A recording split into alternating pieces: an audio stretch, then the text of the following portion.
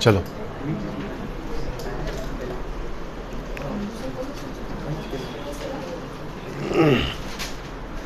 चलो ठीक है, चलो जी बायोमॉलिक्यूल शुरू है हमारा। ठीक है, आज लेक्चर नंबर 3। इसमें हमने क्या देखना है? अच्छा, कल हमने कार्बोहाइड्रेट स्टार्ट किया था ना, कार्बोहाइड्रेट स्टेट। यस, और कार्बोहाइड्रेट्स में मैंने आपको कल कुछ क्लासेस बताए थे कार्बोहाइड्रेट्स के। 3 क्लासेस हमने देखे थे। Number first is monosaccharides, number second is oligosaccharide, number third is the polysaccharides. ठीक है, शाबाश। तो पॉलीसेक्राइड्स में हमने फिर लास्ट में बताया था, पॉलीसेक्राइड्स में 2 क्लासेस आते हैं। One is the homopolysaccharide and second is the heteropolysaccharide. ठीक है, इतना तो पढ़ा था हमने। ठीक है, होमो एंड हेट्रोपॉलीसेक्राइड। होमोपॉलीसेक्राइड में हमने देखा था जो सेम किसके बने होते हैं। हमने कल देखा था पॉलीसेक्राइड्स।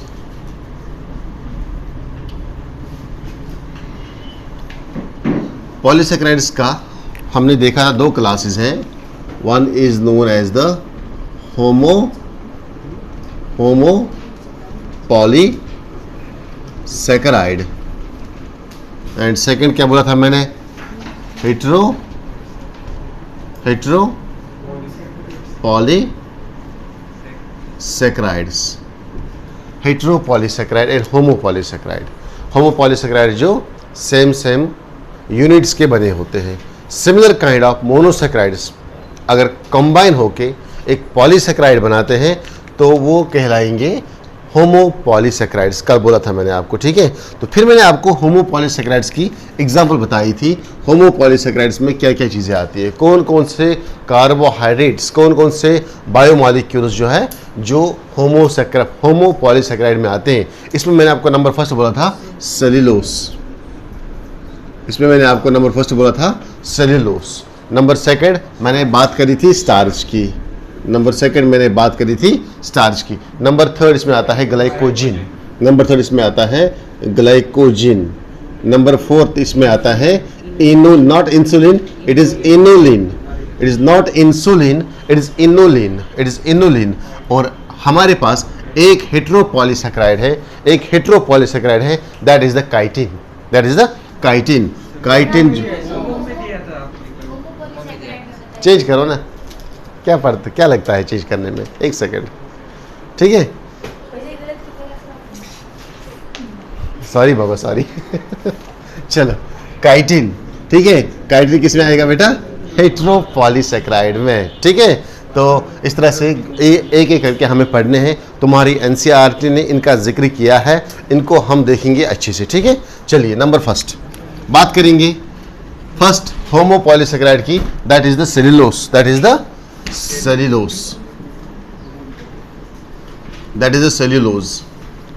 सेल्यूलोस जो है, it is a homopolymer of glucose. ये भी कॉम्प्लेक्स है। जितने भी पॉलीसेक्राइड्स है, चाहे होमो होगा या हेट्रो होगा, ये सभी कॉम्प्लेक्स है। क्लियर? कल मैंने आपको बताया था पॉलीसेक्राइड्स की कुछ प्रॉपर्टीज बताए थे मैंने आपको। ठीक है, ये इनसॉल्युबल होते हैं वाटर के अंदर। ठीक है, ये कॉम्प्लेक्स होते हैं। इसी तरह अगर हम बात करेंगे आज सेल्यूलोस की, तो सेल्यूलोस क्या है? This is the complex homopolysaccharide. एक कॉम्प्लेक्स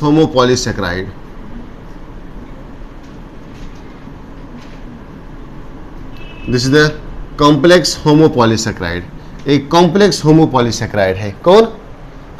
सेल्यूलोस। ठीक है, which is composed of, point number second, ये कंपोज्ड है, यानी कि इसके अंदर रहते हैं glucose molecules, composed of glucose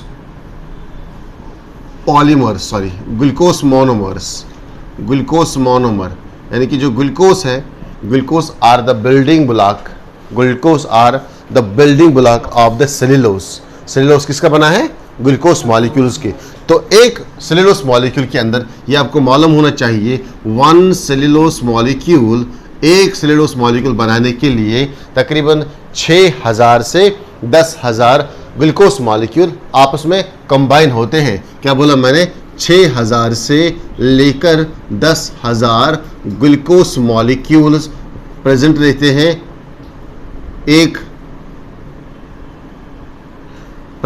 हैं एक सेल्यूलोस के मॉलिक्यूल में। समझ आ गया आपको बेटा? क्लियर? शाबाश।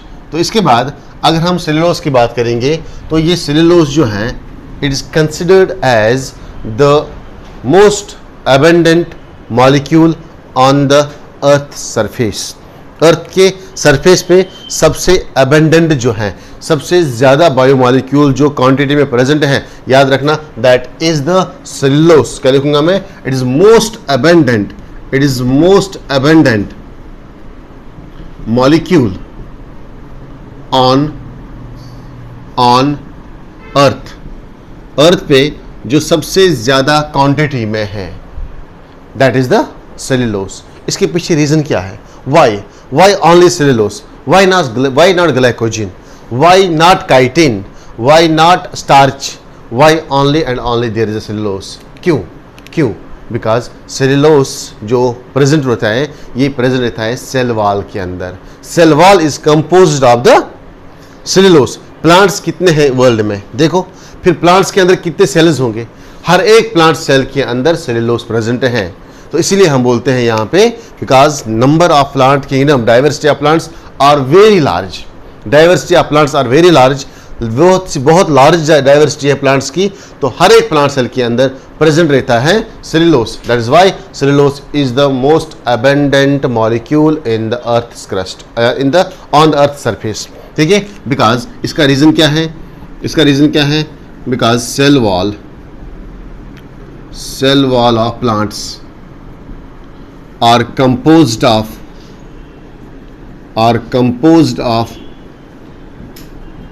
cellulose। सेलुलोज। क्यों हंस रहे हो बेटा? बार अच्छा नहीं लग रहा है ऐसा बोलना। You are mature, so behave like a mature girl in the classroom. ठीक है, बार डांट खाना ये अच्छी बात नहीं है। Cellulose because cell wall of plants are composed of the cellulose. जो प्लांट्स के अंदर सेल्स होते हैं, जो मुझे एक बार लगता है ना क्लास में डिस्टर्ब करता है, मैं उसको अवॉइड करता हूँ, फिर मैं उसकी तरफ देखता भी नहीं हूँ। It's my rule and regulations. मैं नहीं चाहता हूँ कि मैं किसी को ड्यूरिंग लेक्चर अवॉइड करूँ क्लास में। So please, because cell wall of plants are composed of cellulose. जो सेल वॉल होते हैं प्लांट्स के अंदर, जितने भी सेल्स होते हैं, तो उनके अंदर एक एक्स्ट्रा कवरिंग होती है, नाम है उसका सेलुलोज। ठीक है, तो ये सेलुलोज इसके अलावा कहाँ पे आपको देखने को मिलेगा? जो भी प्लांट के प्रोडक्ट्स होते हैं, जो भी प्लांट के प्रोडक्ट्स होते हैं, चाहे वो आपका पेपर है, पेपर, ठीक है, या कॉटन के फैब्रिक्स। कॉटन कहाँ से आता है? प्लांट से आता है ना। जो भी प्लांट के प्रोडक्ट्स हैं उनमें सेलुलोज प्रेजेंट होगा ही। क्यों? क्योंकि उनमें प्लांट सेल्स होते हैं। क्लियर? कॉटन जो है वो प्लांट का पार्ट है, तो उसमें प्लांट सेल्स ही होंगे। प्लांट सेल हो तो सेलुलोज होगा, सेल वॉल होगा तो सेलुलोज होगा। ठीक है, तो इसके अलावा कॉटन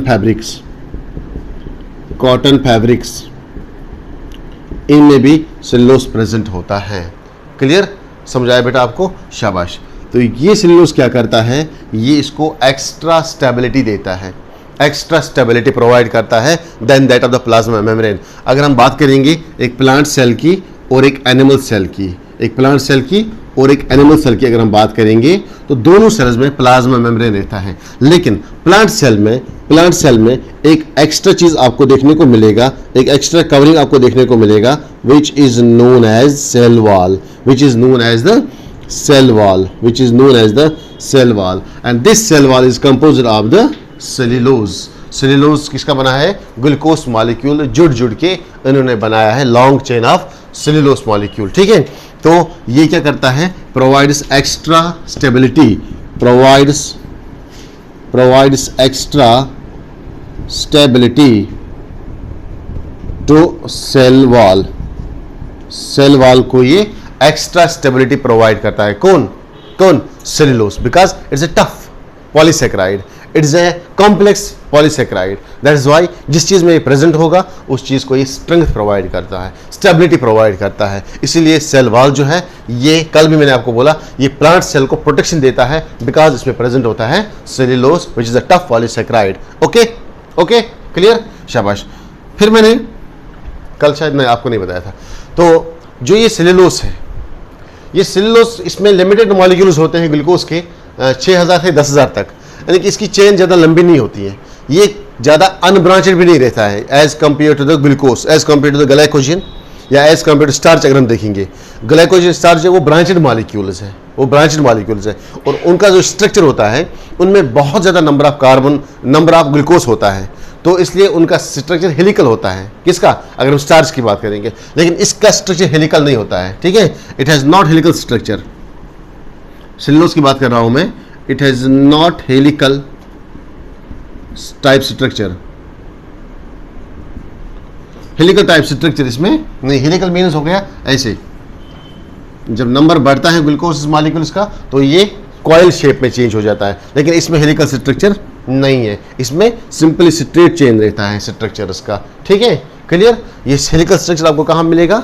स्टार्च में आपको मिलेगा, क्लियर। इसीलिए जिसमें स्ट्रेट होगा चेन, तो अगर आप इस पर ऐड करोगे आयोडीन, अगर आप इसमें ऐड करोगे आयोडीन, ठीक है, तो ये आयोडीन को होल्ड नहीं कर पाएगा।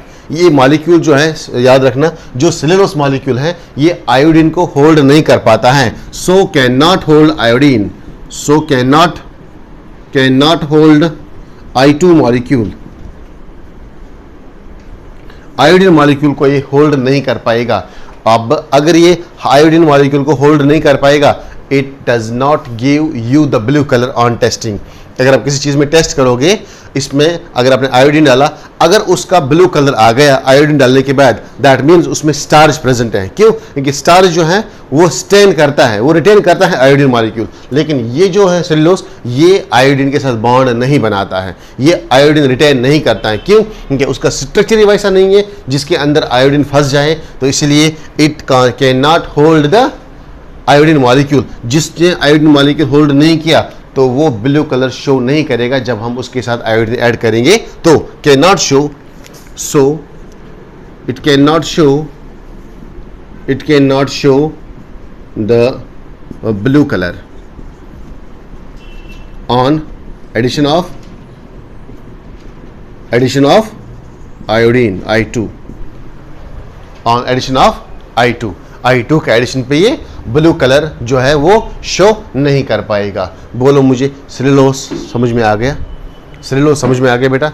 मैं नेक्स्ट पे आऊं, दैट इज द स्टार्च। चलिए जी बात करते हैं स्टार्च पे, जल्दी से नोट करो, स्टार्च की बात हम करते हैं। हाँ, क्या हुआ?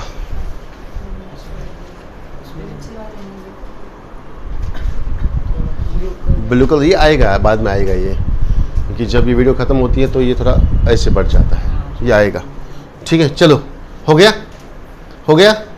क्लियर। चलो स्टार्च पे आएंगे, स्टार्च पे आते, इसमें कोई डाउट है सेलुलोज के अंदर? चलो स्टार्च पे जब हम देखते हैं, स्टार्च जो है, जब आपको कोई पूछेगा स्टार्च क्या है, तो सबसे पहले यही बोलना, it is a homopolysaccharide, it is a homopolysaccharide, ठीक है। लेकिन कौन सा? कॉम्प्लेक्स वाला होमोपॉलीसैकेराइड। पॉइंट लिखेंगे, it is a complex homopolysaccharide.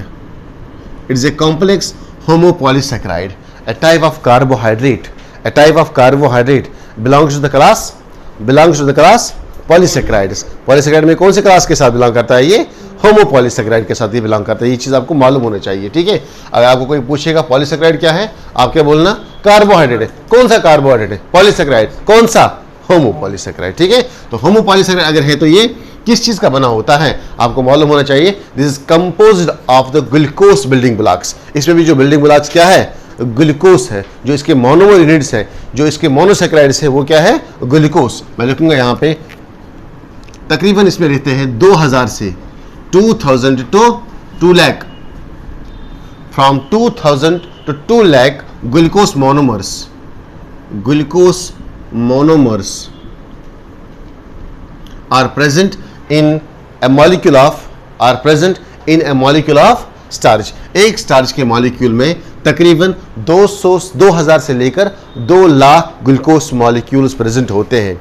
Clear? तो इसमें भी ग्लूकोज है, सेलुलोज में भी ग्लूकोज है और स्टार्च में भी ग्लूकोज है। डिफरेंस क्या है? The number of glucose molecules. इसमें नंबर ऑफ ग्लूकोज मॉलिक्यूल्स कम से कम 6000 से ज़्यादा 10,000 तक है। इसमें जो है वो कम से कम 2000 से लेकर कहाँ तक के? 2 लाख तक के मॉलिक्यूल्स है। तो आप मुझे बोलो, इसमें ज़्यादा कॉम्प्लेक्स कौन होगा? स्टार्च होगा या सेलुलोज होगा? स्टार्च होगा। तो इसीलिए जो स्टार्च है इसको यूज़ किया जाता है प्लांट्स के द्वारा as a storage of food. Plants use it as a storage of food. Plants glucose store करते हैं in the form of starch. तो लिखो प्लांट्स जो है they store glucose in the form of starch.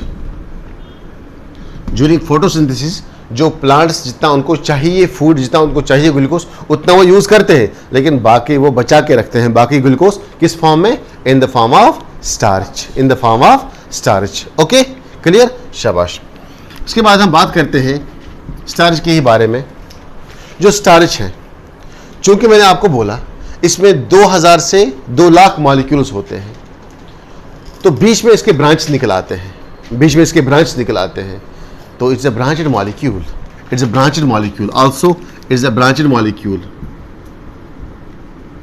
एक branched molecule है। वो branch जो है वो 25th ग्लूकोज नंबर पे निकल आती है। फॉर एग्जाम्पल ये एक स्टार्च मॉलिक्यूल है, ये है ग्लूकोज मॉलिक्यूल नंबर 1, इसी तरह glucose molecule number 2, glucose molecule number 3, so on to glucose molecule number 25th glucose molecule जो है इस पे एक ब्रांच निकल आती है, यहां से दूसरा ग्लूकोज मॉलिक्यूल अटैच होता है। क्लियर, ये ग्लूकोज मॉलिक्यूल और ये बनाता है एक और चेन। फिर से ग्लूकोज मॉलिक्यूल्स आगे बढ़ेंगे, glucose molecule so on to carbon number 50, इस पे और एक चेन यहां से निकल आएगी, यहां से और एक ग्लूकोज अटैच होगा। तो इस तरह से ये भी अपना चेन बनाएगा और बाकी जो स्ट्रक्चर है वो कंटिन्यू रहेगा। इस तरह से जो स्टार्च मॉलिक्यूल है that is a branched molecule. और ब्रांच कौन से ब्रांच कौन से ग्लूकोज नंबर पे निकल आती है? 25th कार्बन नंबर पे, कार्बन मुझे बार बार आता है, 25th ग्लूकोज नंबर पे क्या आता है? ब्रांच निकल आती है। क्लियर, तो मैं लिखूंगा यहाँ पे स्टार्च जो है इट्स अ ब्रांचड मॉलिक्यूल, ठीक है। और ब्रांच निकल जाती है, branch after 25th glucose molecule, 25th glucose molecule के बाद ब्रांच निकल आती है। ओके, इस तरह से ये एक कॉम्प्लेक्स ब्रांचेड पॉलीसेकेराइड बनाता है। ओके, क्लियर, शाबाश। पॉइंट नंबर नेक्स्ट, डायग्राम साथ साथ बनाना, बनाओ।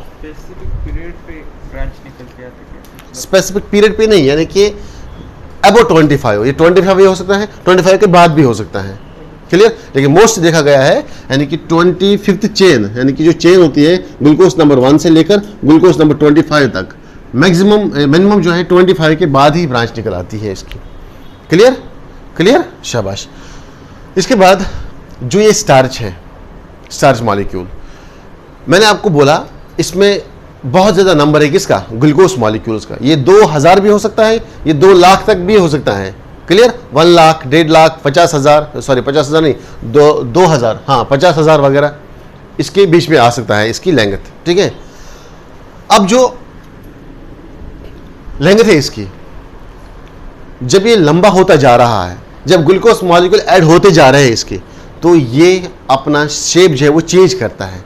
अभी तक चल रहा है ये स्ट्रेट, लेकिन जब उसको लगता है कि ज़्यादा से ज़्यादा मॉलिक्यूल्स ऐड हो रहे हैं मेरे अंदर, तो ये हेलिकल स्ट्रक्चर देता है। इसका जो structure that is helical structure. ऐसे जब ब्रांच बढ़ गए तो ये स्ट्रक्चर हेलिकल स्ट्रक्चर आता है, ऐसे ब्रांच होंगे यहाँ पे ऐसे, ठीक है। इस तरह से it has helical structure. Helical means coiled structure, it has coiled structure. इसके अंदर कौन सा स्ट्रक्चर रहता है? कॉइल्ड स्ट्रक्चर रहता है। क्लियर, और जब हम आयोडीन ऐड करते हैं, इसमें, तो वो आयोडीन फंस जाता है इन हेलिकल्स के अंदर। ये हेलिकल है, यहाँ पे आयोडीन फंस जाता है, यहाँ पे I2 मॉलिक्यूल फंस गया। क्लियर, इसने रिटेन किया I2 मॉलिक्यूल, ये I2 मॉलिक्यूल है। इस तरह ये भी I2 मॉलिक्यूल होगा, ये भी I2 मॉलिक्यूल होगा। जितना आप आयोडीन ऐड करेंगे वो आयोडीन के मॉलिक्यूल जो है इस हेलिकस के अंदर फंस जाते हैं और ये शो करता है ब्लू कलर। अगर आपने किसी चीज़ में देखना होगा, किसी फूड में देखना होगा, उसमें स्टार्च प्रेजेंट है या नहीं है, आयोडीन डालो। अगर उसने आयोडीन डालने के बाद ब्लू कलर दे दिया, उसका मतलब है उसमें स्टार्च प्रेजेंट है। अगर उसने ब्लू कलर नहीं दिया, इसका मतलब उसमें स्टार्च प्रेजेंट नहीं। क्यों? क्योंकि स्टार्च के अलावा और कोई भी बायोमॉलिक्यूल जो है वो होल्ड नहीं कर पाता है आयोडीन, वो होल्ड नहीं कर पाता है आयोडीन। ये स्टार्च की प्रॉपर्टी है। क्यों? क्योंकि इसमें number of glucose molecules, number of monomers बहुत ही ज़्यादा रहते हैं, इसीलिए वो बनाता है हेलिकल स्ट्रक्चर और इन हेलिकस के अंदर फंस जाता है आयोडीन मॉलिक्यूल। समझा गया आपको? तो मैं लिख सकता हूं जो स्टार्च है मैं लिख सकता हूं जो स्टार्च है due to the helical structure, this starch can bind with, this starch can hold I2 molecule, starch can hold I2 molecule, यानी कि ये अगर स्टार्च था, ये अगर स्टार्च है, इसने बाइंड किसके साथ किया? I2 के साथ। ये बनेगा ऐसे I2 विथ स्टार्च जब होगा तो ये आपको शो करेगा टेस्ट ट्यूब के अंदर ब्लू कलर। हाँ, on addition of iodine, iodine add करने पे किसी फूड मॉलिक्यूल में अगर उसने शो किया blue colour, that indicates the presence of starch. वो इंडिकेट करता है कि उस फूड के अंदर स्टार्च मॉलिक्यूल प्रेजेंट है। अगर नहीं शो करेगा blue colour, that means helical structure नहीं है, दैट मीन्स उसमें आयोडीन होल्ड नहीं हो सकता है और वो स्टार्च मॉलिक्यूल उसमें प्रेजेंट नहीं है। ठीक है? इस तरह अगर आप चावल के कुछ दाने लेते हो, चावल उसको आप पाउडर फॉर्म में बनाएंगे, उसमें आप आयोडीन डालेंगे तो उसमें आता है blue colour, fast blue colour देता है वो। दैट मीन्स चावल जो है that is rich in the starch. Okay, चलिए जी, हो गया स्टार्च कंप्लीट। आगे चले नंबर 3 पे, दैट इज द ग्लाइकोजन। मैं ये वाला रब करूं, ये वाला पोर्शन रब करूं क्या? चलो बड़ा इसको। ठंड लग रही है क्या? 30 कर दो।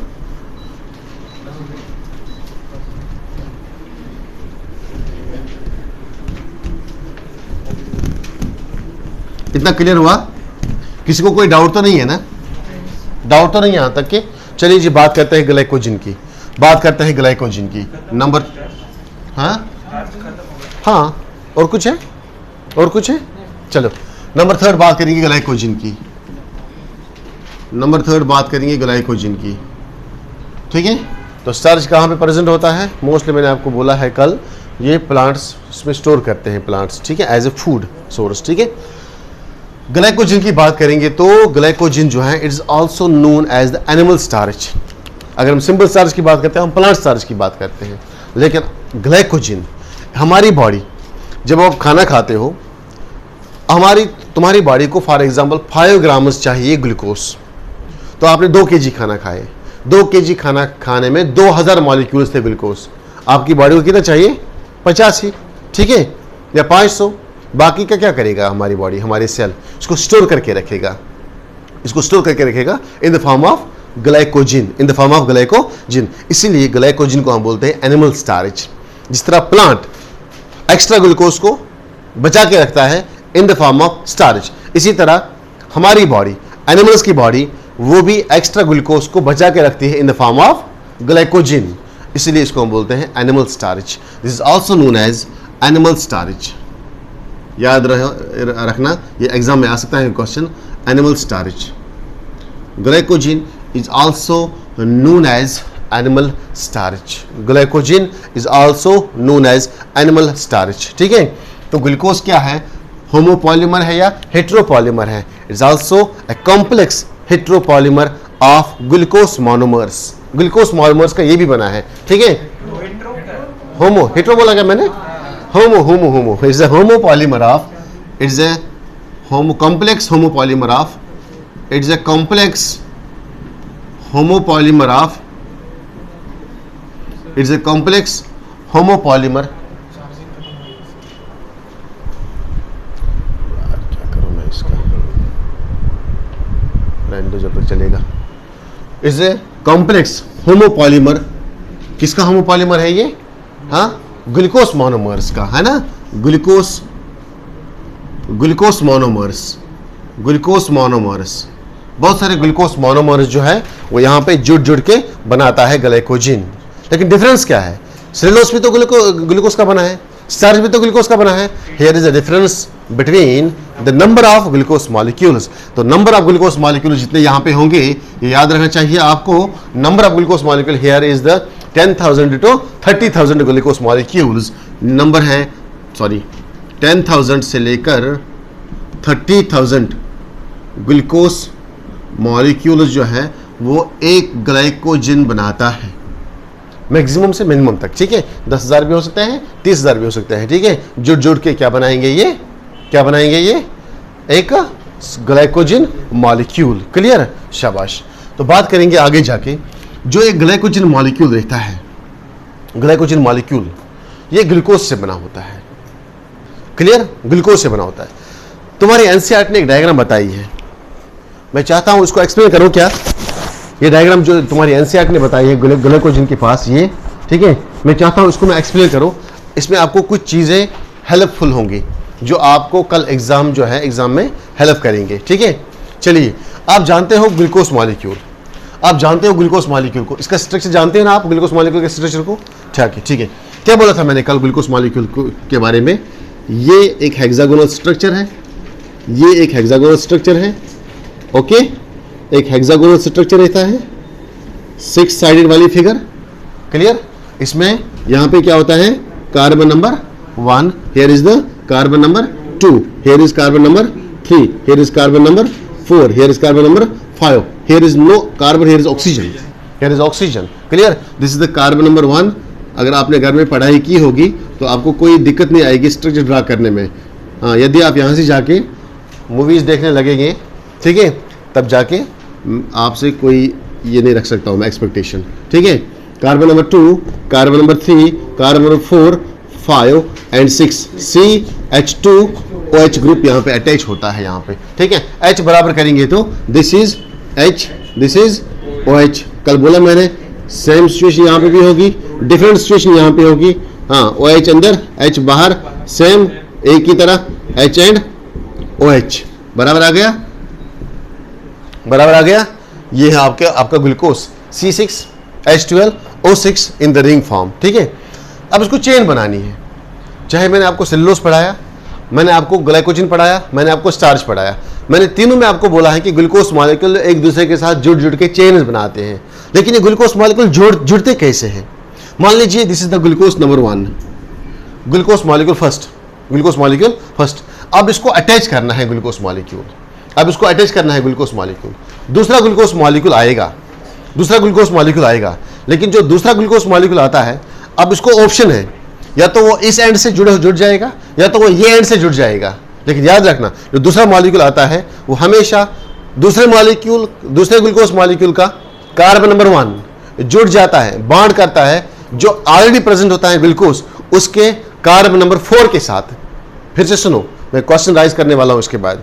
जो दूसरा कार्बन आएगा, जो दूसरा ग्लूकोज आएगा, इस ग्लूकोज के साथ अटैच होने के लिए वो अटैच होता है, यानी कि वो बॉन्ड बनाता है, उस ग्लूकोज का कार्बन नंबर 4 बॉन्ड बनाएगा इस ग्लूकोज के जो ऑलरेडी प्रेजेंट होगा ग्लूकोज, उस ग्लूकोज के कार्बन नंबर उसका कार्बन नंबर 1 जो ऑलरेडी प्रेजेंट होगा उसके कार्बन नंबर 4 के साथ बॉन्ड बनाएगा। नाउ द क्वेश्चन इज, जो सेकंड ग्लूकोज आएगा वो ये साइड से जुड़ेगा या ये साइड जुड़ेगा?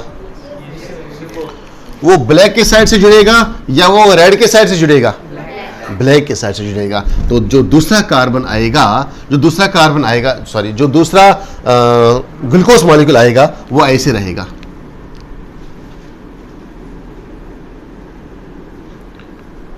सही है ना? Glucose, this is carbon number 1, this carbon number 2, carbon number 3, carbon number 4, carbon number 5 and this is the oxygen.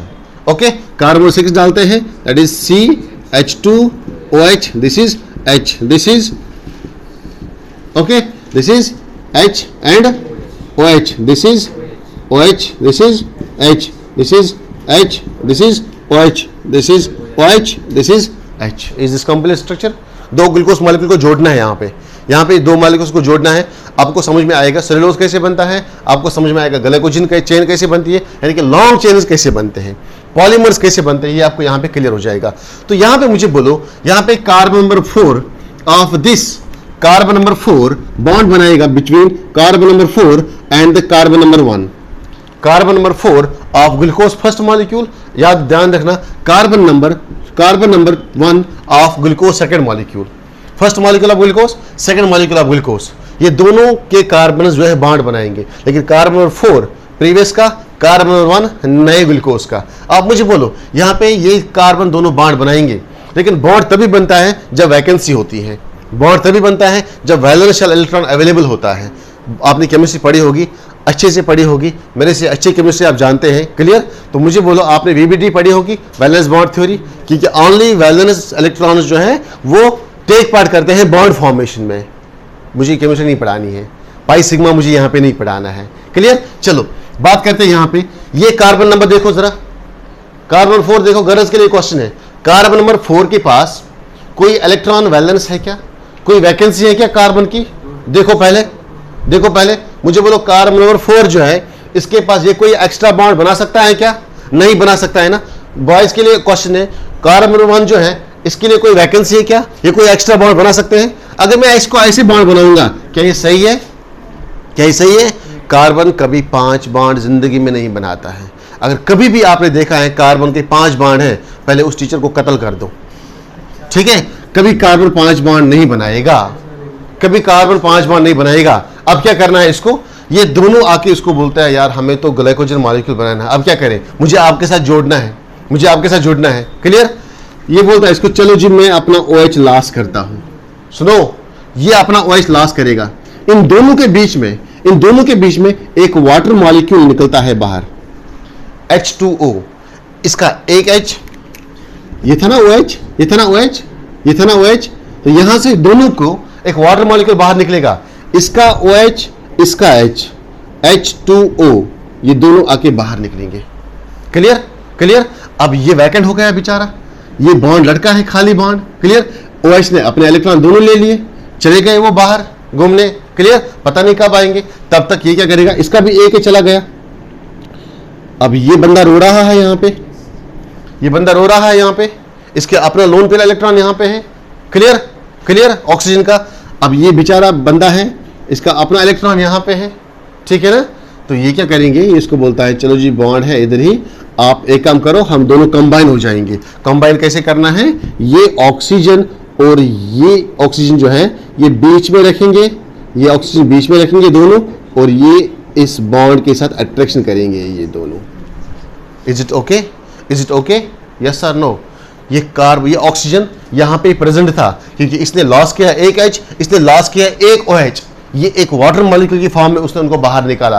अब यहाँ पे एक सिंगल O बचा था दोनों के बीच में, ये सिंगल दोनों O बॉन्ड बनाएंगे। Now this bond is between the carbon number 4 and the carbon number 1, and this bond is known as alpha 1,4 glycosidic linkage. This bond is known as alpha 1,4 glycosidic bond बोलो या glycosidic linkage बोलो। Is it clear? Exam में question आता है, बड़े exams में question आता है, नीट एम्स के एग्जाम में क्वेश्चन आता है। ग्लाइकोसिडिक लिंकेज जो है ये कौन से माइक्रोमॉलिक्यूल में पाई जाती है, ये कौन से बायोमॉलिक्यूल्स में होती है ये linkage? Number 1 is amino acid, number 2 is fatty acid, number 3 is the lipids, and number 4 is the carbohydrates. किसमें लिंकेज होती है ये?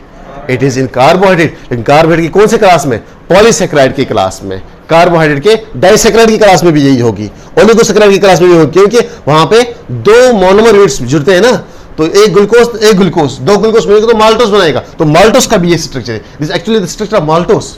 लेकिन जब इसके साथ बहुत सारा जुड़ेंगे ग्लूकोज मॉलिक्यूल, तो ये क्या बनाएगा? ग्लाइकोजन बनाएगा। तो इसी तरह यहां से तीसरा आएगा, वो भी बनाएगा ग्लाइकोसिडिक बॉन्ड, यहां से चौथा आएगा। इस तरह से ऐड होते जाएंगे इसके साथ क्या होते जाएंगे? Add glucose molecule. और जितने ग्लूकोज मॉलिक्यूल इस चेन के साथ ऐड होते जाएंगे, उतने ज्यादा ग्लाइकोसिडिक लिंकेज बनेगा। Is it okay? अल्फा क्यों, इसको हम क्यों बोलते हैं 1,4? Because this bond is in between ये दोनों का म्यूचुअल शेयरिंग है, इसमें दोनों का इलेक्ट्रॉन जो है टेक पार्ट करते हैं, ये किसी की अपनी प्रॉपर्टी नहीं है, ये दोनों का म्यूचुअल शेयरिंग है। कार्बन नंबर 1 का भी इसमें शेयर है, कार्बन नंबर 4 का भी इसमें शेयर है। ओके, कार्बन नंबर 1 का भी इसमें शेयर है, कार्बन नंबर 4 का भी शेयर है, इसलिए इसको हम बोलते हैं glycosidic 1,4 alpha 1,4 linkage, alpha 1,4 glycosidic bond बोलो या ग्लाइकोसिडिक लिंकेज बोलो। Is it okay? Is it okay? Clear हुआ पॉइंट? शाबाश। तो मुझे बोलो एक डाइसैक्राइड है, एक डाइसैक्राइड बनने में कितने वाटर मॉलिक्यूल्स बाहर निकलते हैं? 1 2 4 5, 1 2 4 5। ये डाइसैक्राइड बना, ये था मोनोसैक्राइड ग्लूकोज, दूसरा मोनोसैक्राइड, ये डाइसैक्राइड बना। एक डाइसैक्राइड मॉलिक्यूल बनने में एक ही वाटर मॉलिक्यूल तो बाहर आएगा ना, 5 तो नहीं आएंगे ना, 6 तो नहीं आएंगे ना। ये भी क्वेश्चन आ सकता है। बोलो जी, how many water molecules are released in making, जब बनता है एक ग्लाइकोसिडिक बॉन्ड, यहां पे एक ग्लाइकोसिडिक बॉन्ड रिलीज करता है एक H2O को। मुझे बोलो एक डाइसैक्राइड में how many number of glycosidic bonds are present in a disaccharide, एक डाइसैक्राइड में कितने ग्लाइकोसिडिक बॉन्ड्स प्रेजेंट होते हैं? 2 4 6 8 1, 2 4 6 8 none of the above, 2 4 6 8 none of the above, 2 4 6 8 none of the above, none of the above, कोई नहीं है। 1 2 3 4 कितने होते हैं? 1। समझा गया आपको? क्लियर? शाबाश। कितने क्वेश्चन हो गए? ऐसे ही क्वेश्चन राइज हो सकते हैं। ऐसे भी क्वेश्चन राइज होगा, यहां पे एक फिगर दिया है उन्होंने, फिगर आपको पहचाननी है, फिगर आपको पहचाननी है। पहला आपको क्वेश्चन ये डालते हैं कि फिगर पहचानो, ये किसकी डायग्राम है? क्लियर? ये पॉलीसैक्राइड है, ये डाइसैक्राइड है या ये मोनोसैक्राइड है? तो आपके दिमाग में आना चाहिए this is the disaccharide. 2 glucose units मिल गए, द डाइसैक्राइड। एक क्वेश्चन ऐसे भी पूछ सकते हैं वहां पे, this is A, this is B, this is C and this is D. Which of the following in this figure, which one of the following is the glycosidic linkage? In this figure, which of the following is the glycosidic linkage? A, B glycosidic linkage है, B, C glycosidic linkage है, only B glycosidic linkage है, only A glycosidic linkage है। Answer करो, only B, only B। ये तब आप answer कर सकते हो जब आपने अच्छे से पढ़ा होगा। जब आपने जिंदगी में कभी नाम ही नहीं सुना है ग्लाइकोसिडिक लिंकेज की, तो आपके खाक पहचानोगे वहां पे ग्लाइकोसिडिक लिंकेज किसको बोलते हैं। ठीक है, तो ग्लाइकोसिडिक लिंकेज जो है it always present in between the 2 monomer units, 2 glucose units, it's called as the alpha 1,4 glycosidic bond. Okay okay, आगे चलो, शाबाश, जल्दी करो, जल्दी। मैं एक और पॉइंट कंप्लीट करने जा रहा हूं, इसके बाद आप लिखना। मैंने ब्रांच निकाली यहां पे, मान लो ये ग्लूकोज मॉलिक्यूल है, ये ग्लाइकोजन मॉलिक्यूल है। ठीक है, ग्लाइकोजन मॉलिक्यूल, इसमें 10,000 से 30,000 तक ग्लूकोज मॉलिक्यूल रहते हैं। यहां पे ब्रांच निकलती थी 25 कार्बन पे, लेकिन जो ग्लाइकोजन में ब्रांच निकलती है that arises from the carbon number 10 to carbon number 14, carbon number 10 से ग्लूकोज नंबर 10 से ग्लूकोज नंबर 14 पे किसी पे भी ब्रांच निकल सकती है। This is the glycogen molecule, glucose number 1 2 3 4 5 6 7 8 9 10, 10 के बाद ब्रांच किसी पे भी निकल सकती है, 10 के बाद ब्रांच किसी पे भी निकल सकती है। 10 से 14 के बीच में ये है ग्लूकोज नंबर 10, ये ग्लूकोज नंबर 14, ये 11 पे भी निकल सकती है ये ब्रांच, यहां पे भी इसको जुड़ सकता है ग्लूकोज मॉलिक्यूल, यहां पे भी इसको जुड़ सकता है ग्लूकोज मॉलिक्यूल, और ये एक लॉन्ग चेन बना, जैसे आपके एनसीईआरटी ने बताया है। ये देखो, ये ग्लूकोज मॉलिक्यूल, ये ग्लाइकोजन मॉलिक्यूल है, इसने एक एंड की डायग्राम बताई जैसे मैंने आपको बताया यहाँ पे। ठीक है, और ये ब्रांच निकला इसने, ये देखो, क्लियर। तो ये ब्रांच इसने बताया नहीं कहाँ पे निकलता है, ये ब्रांच निकलता है अबो कार्बन नंबर 10 से, अबो ग्लूकोज नंबर 10 से, अबो ग्लूकोज नंबर 10 से बिलो ग्लूकोज नंबर 14 तक के। ओके, कभी क्लियर हुआ? अगर मुझे बॉन्ड, ये ब्रांच निकालना होगा, जो ब्रांच निकलेगी याद रखना, वो ब्रांच बॉन्ड बनाएगी कार्बन नंबर 6 से, है ना, कार्बन नंबर 6 से ब्रांच बनाएगी वो, क्योंकि ये एंड वाला कार्बन है। अगर इसको मान लीजिए ये कार्बन नंबर, ये ग्लूकोज नंबर 14 है, ये ग्लूकोज नंबर 14 है, ग्लूकोज नंबर 14 का, ध्यान से सुनो, ग्लूकोज नंबर 14 का जो कार्बन नंबर 6 होगा, कार्बन नंबर 6 हमेशा टॉप पे आता है, रिंग के बाहर आता है। तो ये कार्बन नंबर 6 अपना OH ग्रुप लॉस करेगा, प्लस जो दूसरा ग्लूकोज यहां से आएगा, जो ग्लूकोज यहां से आएगा, उस ग्लूकोज का कार्बन नंबर 1 उसके साथ जो H होगा और जो OH होगा वो ये वाला H लॉस करेगा, ये वाला H लॉस होगा, ये वाला OH लॉस होगा, ये दोनों बॉन्ड बनाएंगे एंड द ब्रांचेड बॉन्ड, जो बॉन्ड ब्रांच में बनेगा, that bond is known as alpha 1,6 glycosidic bond. याद रखना, ब्रांच पे हमेशा अल्फा 1,6 ग्लाइकोसिडिक लिंकेज होती है और स्ट्रेट चेन में हमेशा अल्फा 1,4 ग्लाइकोसिडिक लिंकेज होती है। याद रखना। पॉइंट क्लियर हुआ? पॉइंट क्लियर हुआ? यस और नो? यस और नो? तो ब्रांच पे कौन सी लिंकेज बनती है? अल्फा 1,6, यानी कि कार्बन नंबर 1 और कार्बन नंबर 6 के बीच में बॉन्डिंग होती है, उसको हम बोलते हैं अल्फा 1,6 ग्लाइकोसिडिक लिंकेज। लेकिन जब स्ट्रेट चेन में लिंकेज होगी, जब स्ट्रेट चेन में बॉन्डिंग होगी between the two monomer units, तब जाके अल्फा 1,6 नहीं बनता है, तब जाके कौन सा लिंकेज बनता है? अल्फा 1,4 बनता है। Is it clear? Is it clear? समझ आया बेटा? आगे चलो, चलो नोट करो इसको।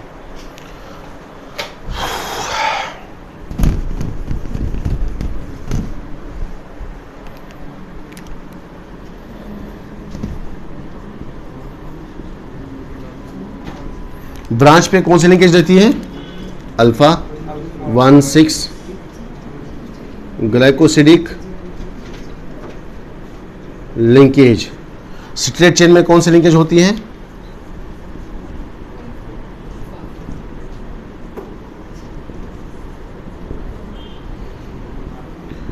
स्ट्रेट चेन में कौन सी लिंकेज होती है? Alpha 1,4 glycosidic linkage. याद रखना, कल मुझे ये नहीं बोलना कि सर आपने ये नहीं बोला था। जब एग्जाम में ऐसे क्वेश्चंस आते हैं तब जाके आपको इजीली करना चाहिए वहां पे। ओके, चले आगे, चले आगे, चलो जल्दी करो। अरे पानी लाते क्या?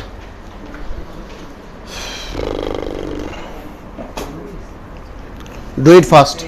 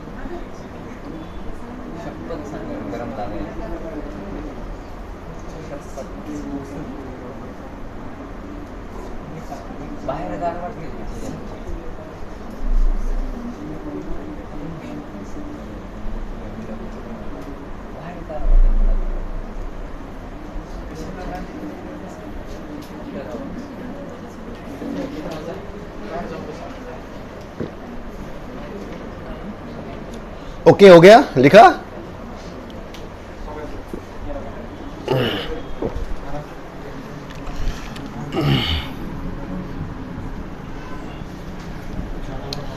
एक ग्लाइकोजन मॉलिक्यूल जो है, तुम्हारे एनसीईआरटी ने एक लाइन लिखी है वहां पे, मैं वो लाइन समझाना चाहता हूं। ग्लाइकोजन फिनिश करेंगे, ठीक है? एक ग्लाइकोजन मॉलिक्यूल के दो एंड्स होते हैं। एक ग्लाइकोजन मॉलिक्यूल के दो एंड्स होते हैं, दो एंड्स ही होंगे। एक स्टार्टिंग एंड जहां से बनता है, दूसरा लास्ट वाला एंड जहां से जुड़ते जाएंगे क्या इसके नए नए ग्लूकोज मॉलिक्यूल, ठीक है? दो एंड्स होते हैं इसके। मैं यहां लिखूं? यहां लिखूं क्या ये पॉइंट? चलो, अच्छा ये आपने कंप्लीट किया क्या स्टार्च वाला? तो चलो मैं इधर ही लिखता हूं।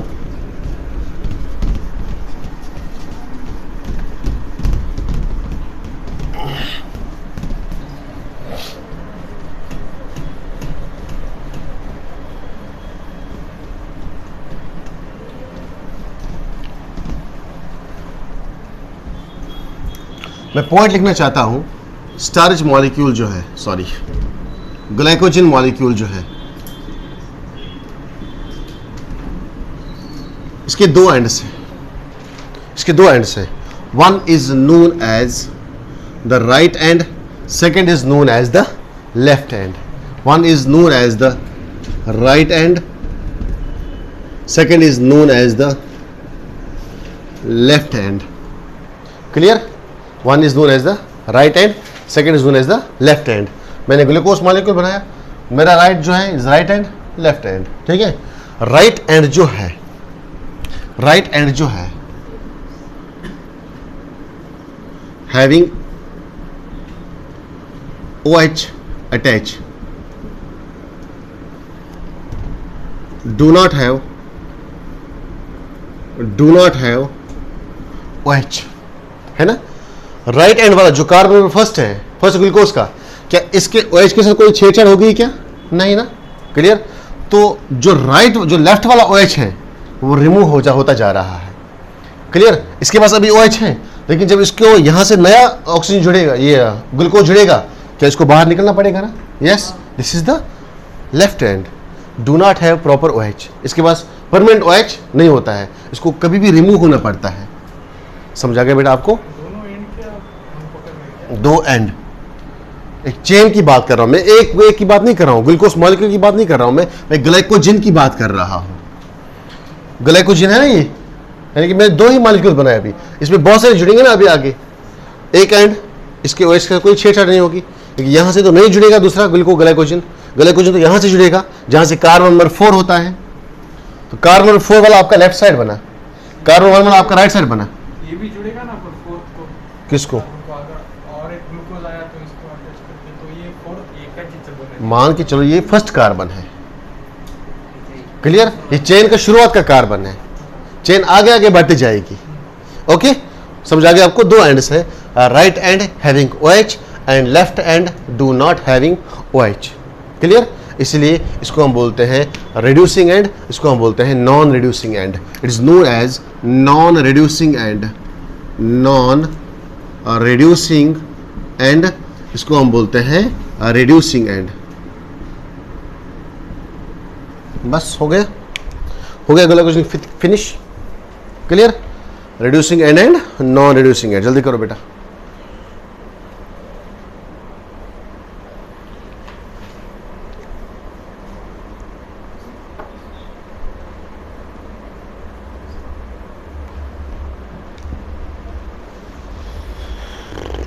सॉरी गलती होगी. This is reducing, this is non reducing. This is reducing, this is non reducing. Right is reducing, alpha right, alpha reducing. This is non reducing end. चलो आगे चले. ग्लाइकोजन हो गया खत्म. अब एक ही रहा इनुलिन कुछ भी नहीं, छोटा है. बस इनुलिन में एक डिफरेंस मैं आपको बताऊंगा. इनुलिन में आपको एक डिफरेंस बताऊंगा मैं. नंबर 4 था ये, नंबर 4 है ये इनुलिन.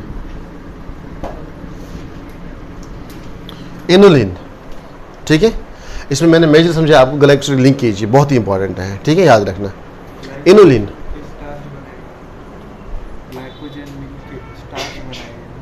ग्लाइकोजन क्या मिल्क स्टार्च बनाएगा. हाँ, मॉलिक्यूल जब ज़्यादा आएंगे तो स्टार्च की शेप में चेंज हो जाता है. फिर बाद में ये अगर 30,000 से ज़्यादा, यानी कि 2000 से मतलब 30,000 से ज़्यादा आएंगे, इसमें कुछ अपनी अपनी प्रॉपर्टीज़ होती है ना. ग्लाइकोजन की अपनी प्रॉपर्टीज़ होती है फिर, और उसकी अपनी प्रॉपर्टीज़ होती हैं. जैसे कि मैंने आपको अभी बोला, वहाँ पे स्टार्च पे ब्रांच कहाँ पे निकल जाती हैं? 25th कार्बन के 25th ग्लूकोज के बाद, लेकिन इसमें 25th से पहले निकलते हैं. 10 to 14 पे ब्रांच निकलती है. तो जब ब्रांच में चेंज आएंगी, कंपाउंड में चेंज आएंगे ना, इसलिए वो डिफरेंट है. इसलिए इनकी प्रॉपर्टीज, इनकी physical as well chemical properties में चेंज आती है ड्यू टू इट्स स्ट्रक्चर. समझाया बेटा आपको? क्लियर. जहाँ पे 1,6 ग्लाइकोजन लीकेज यहाँ इसकी होगी, तो वहाँ पे स्टार्च की नहीं होगी. स्टार्च की जो 1,6 ग्लाइकोजन लीकेज होगी, उसकी पोजीशन अलग होगी, है कि ना. तो इसकी पोजीशन अलग होगी ग्लाइकोजन 1,6 लिंकेज की. जब बॉन्ड्स के पोजीशन अलग होगा, जब ब्रांच की पोजीशन अलग होगी, तो कंपाउंड में चेंज तो आएंगे ही. यस और नो. चलिए, इनुलिन में एक मेजर, हाँ किसका ग्लाइकोजन ऑलमोस्ट स्ट्रेट ही रहता है, क्योंकि इसमें 30,000 तक रहता है limited carbon glucose molecules. Glycogen starch में इसीलिए बताया हेलिकल स्ट्रक्चर, क्योंकि उसमें नंबर ऑफ ग्लूकोज मॉलिक्यूल्स बहुत ज़्यादा ऐड हो रहे हैं, इसीलिए वो अपना जगह कम करने के लिए सेल में कॉइलर स्ट्रक्चर बनाता है, ठीक है, हेलिकल स्ट्रक्चर बनाता है। चलिए जी, इनुलिन में एक डिफरेंस है। Inulin is also a homopolymer of fructose molecules, याद रखना, यह आ सकता है। Which the follow odd one out निकालो, ऑड वन आउट निकालो, वहाँ पे स्टार्च भी होगा, वहाँ पे सेलुलोज भी होगा, वहाँ पे ग्लाइकोजन भी होगा, वहाँ पे इनुलिन भी होगा। तो कैसे आप ऑड वन निकाल सकते हो? यहाँ पे वो तीनों किसके पॉलीमर हैं? ग्लूकोज के, लेकिन ये किसका पॉलीमर है? फ्रुक्टोज का। तो यहाँ पे ये बाहर निकलेगा। अगर आपके पास नॉलेज होगी तो आप ऐसे क्वेश्चन कर सकते हैं वहाँ पे। क्लियर? तो लिखो, it's a homopolymer of, complex homopolymer of, it's a complex homopolymer of, it's a complex homopolymer of fructose. ये फ्रुक्टोज का बना है, याद रखना। क्लियर? वो चेन्स वगैरह मत याद रखो, नंबर कितना होगा वो कितना होगा, ठीक है। बस मेजर डिफरेंस हैं। अभी तक हमने पढ़ा ग्लूकोज का, तो इनुलिन एक ऐसा है, ये फ्रुक्टोज का बना होता है। इसमें जो मोनोमर्स यूनिट है वो क्या है? फ्रुक्टोज है, ठीक है। ये मोस्टली प्लांट्स में फाउंड किया जाता है, ठीक है। फाउंड इन मोस्टली प्लांट्स, बहुत सारे प्लांट्स में ये यूज होता है। Inulin as a complex homopolysaccharide, homopolymer of fructose, ठीक है। होमोपॉलीसैकेराइड है रे, homopolysaccharide of fructose building blocks. इसमें बिल्डिंग ब्लॉक क्या है? फ्रुक्टोज। काइटिन पे आते क्या? छोटा सा ही है, छोटा सा ही है। काइटिन फिनिश करते, कल लिपिड्स पे आते फिर, ठीक है। छोटा सा, ये 2 मिनट में हो जाएगा। Chitin number 5।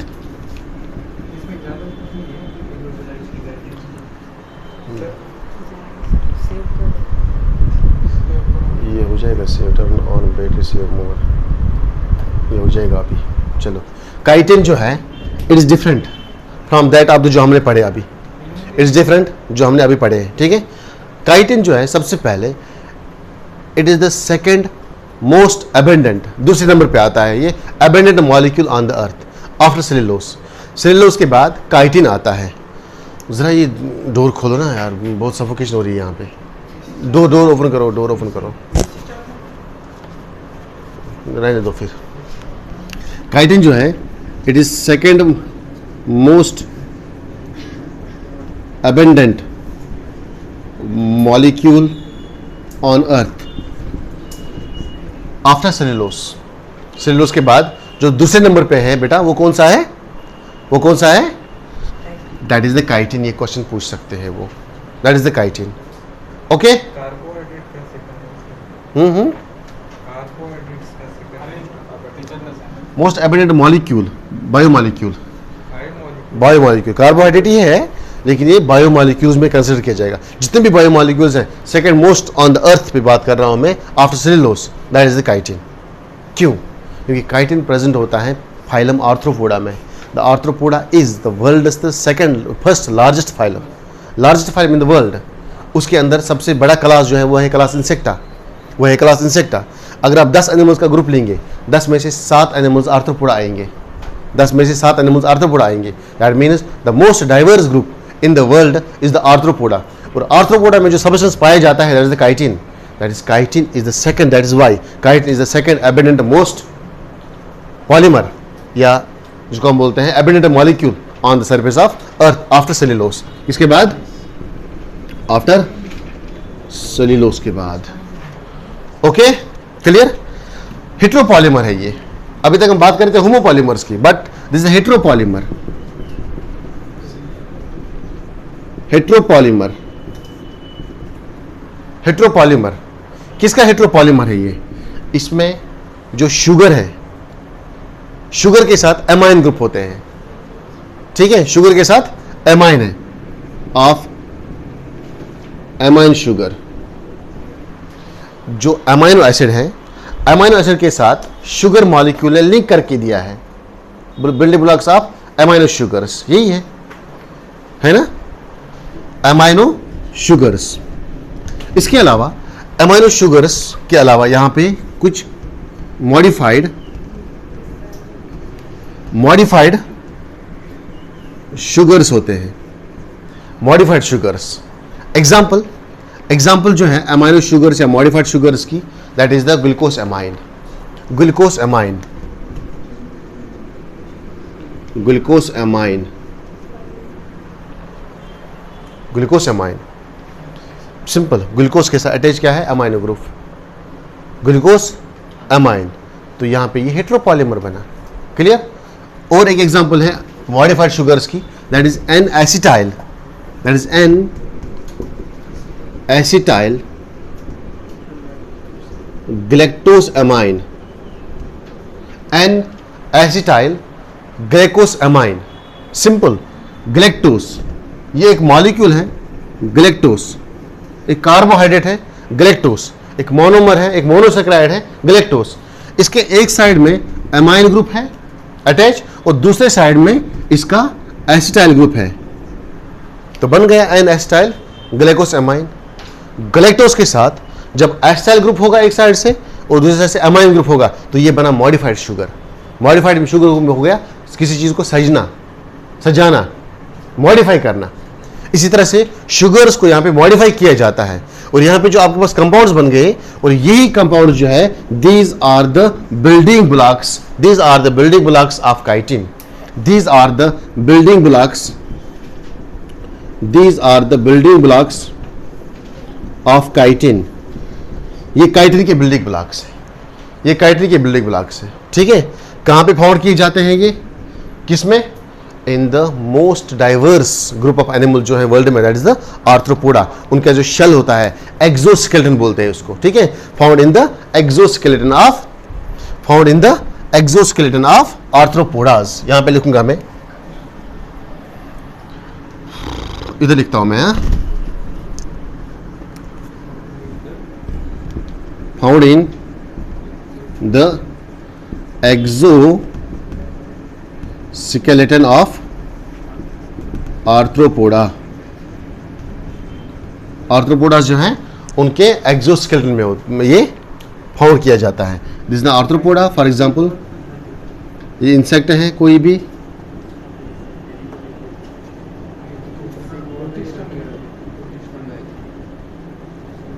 ये फंगई का सेल वाल, फंगई के सेल वाल में होता है N acetyl glucose amine. Clear. शाबाश. ये एक इंसेक्ट है. इंसेक्ट का जब आप देखोगे एक्सोस्केलेटन, ये एक्सोस्केलेटन है इसका, ये इसका एक्सोस्केलेटन है. जब आप इसका एक सेगमेंट लेंगे, बॉडी का एक सेगमेंट लेंगे, ये बॉडी का एक सेगमेंट लिया आपने. क्लियर. तो इस सेगमेंट में आप देखेंगे इसमें आपको एक हार्ड शेल दिखेगा ऐसे. This is made up of chitin. ये शेल जो है ये काइटिन का बना होता है क्योंकि ये इसको एक्स्ट्रा स्टेबिलिटी प्रोवाइड करता है इंसेक्ट को. इसीलिए इंसेक्ट्स की डाइवर्सिटी बहुत ज़्यादा है. उसके पीछे रीज़न ये है कि उनका जो एक्सोस्केलेटन है वो बना होता है काइटिन का. Chitin is the most complex heteropolymer, heteropolysaccharide, most complex heteropolysaccharide. और जो सेकंड नंबर पे आता है मोस्ट अबेंडेंसी में, जो अर्थ पे सबसे ज़्यादा पाया जाता है. Is it okay? क्लियर. चलिए डोर खोलो, डोर ओपन करो बेटा.